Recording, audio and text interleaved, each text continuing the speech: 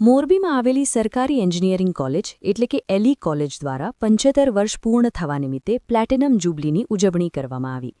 Lanco એલ્યુમિનાઈ association દ્વારા આયોજિત આ કાર્યક્રમમાં રાજ્યના કેબિનેટ મંત્રી અને કોલેજના પૂર્વ વિદ્યાર્થી અર્જુન મોઢવાડિયા સહિત અંદાજે 2500 પૂર્વ વિદ્યાર્થીઓ હાજર રહ્યા હતા.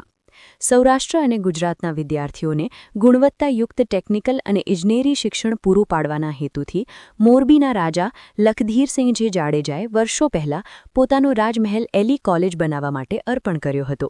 છેલ્લા 75 વર્ષમાં આ કોલેજે હજારો ઇજનેરો સમાજને આપ્યા છે.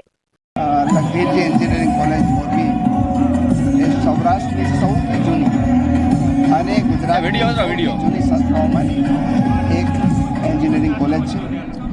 આ કોલેજને આજે 75 વર્ષ પૂરા થયા એ પ્રસંગે અનેક પેઢીઓ અહીંયાથી જે ભણીને તૈયાર થઈને ગઈ છે એનું Lakhdhirji engineering college એલ્યુમિનાઈ association Lanco એલ્યુમિનાઈ આજે 75 વર્ષની ઉજવણીનું આયોજન કર્યું હતું અને એમાં 1958માં પાસ થયેલા વિદ્યાર્થીઓથી શરૂ કરીને વર્તમાન પેઢી સુધીના વિદ્યાર્થીઓ સાથે મળ્યા, ભાવનાઓ શેર કરી અને બધાને જાણે એમ લાગ્યું કે પોતે ફરી પાછા આટલા દાયકાઓ પછી, વર્ષો પછી, મહિનાઓ પછી પોતાની માના ખોળામાં આવ્યા હોય.